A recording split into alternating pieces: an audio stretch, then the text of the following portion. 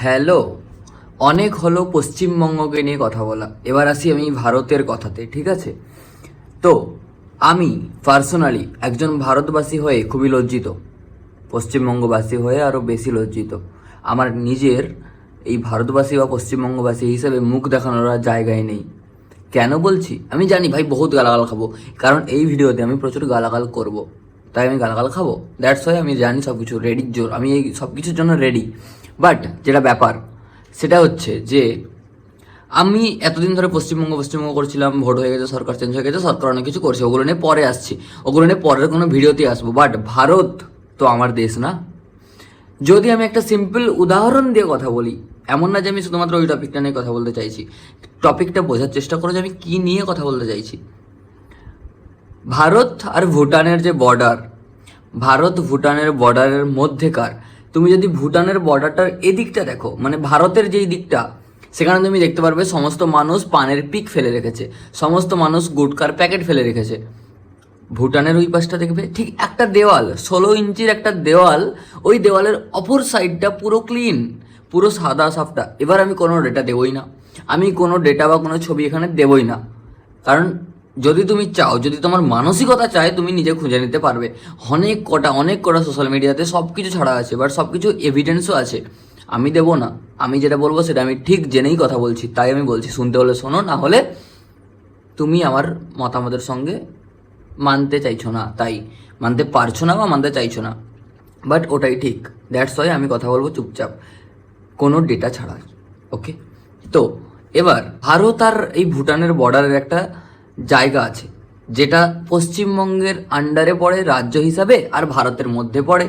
ঠিক আছে, সেখানে গঙ্গা নদীর তীরে ডাম্পিং সাইট চলছে, ইভেন নদীটাকে মেরে দেওয়ার চেষ্টা হচ্ছে।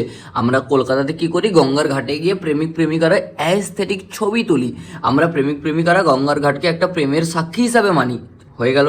নেক্সট পার্ট, আমরা গঙ্গাকে গঙ্গার মা হিসাবে ভাবি, গঙ্গা মা। সেই মায়েতে আমরা, সেই মায়ের ওপর আমরা প্লাস্টিক ফেলি, ফুল ফেলি, হিসু করি, বাট গঙ্গা মা, মায়ের মুখে হিসু করি লিটারেলি আমরা। সেই মায়ের মুখে আমরা ডাম্পিং সাইট তৈরি করছি। এবার আমরা এখনকার কীভাবে আমরা গো মাতা বলি, রাইট?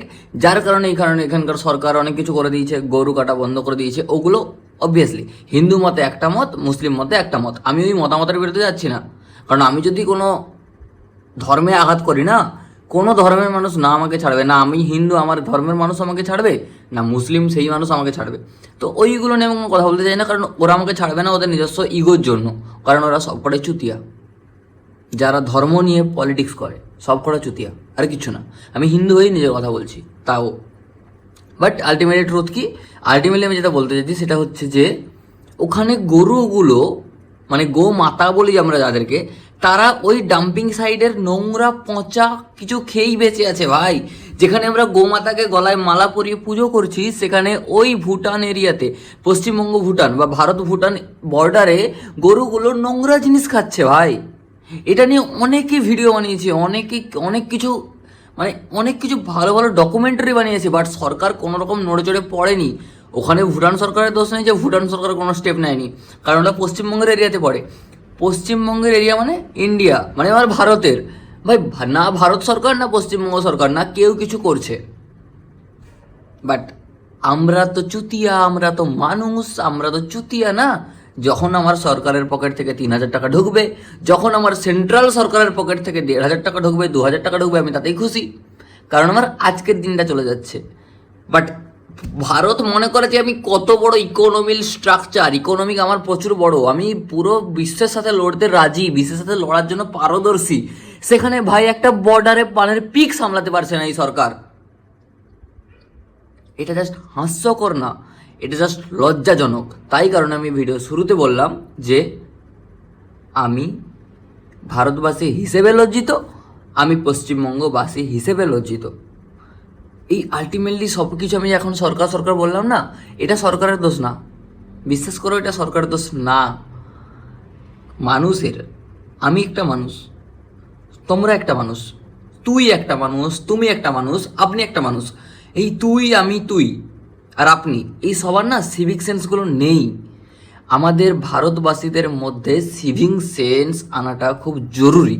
যেই সিভিক সেন্স নেই বলে সরকারি চাকরি করে একটা কাকা রাস্তায় দাঁড়িয়ে প্যান্টের চেন খুলে মুততে পারে, সরকার তাকে কিছু বলে না।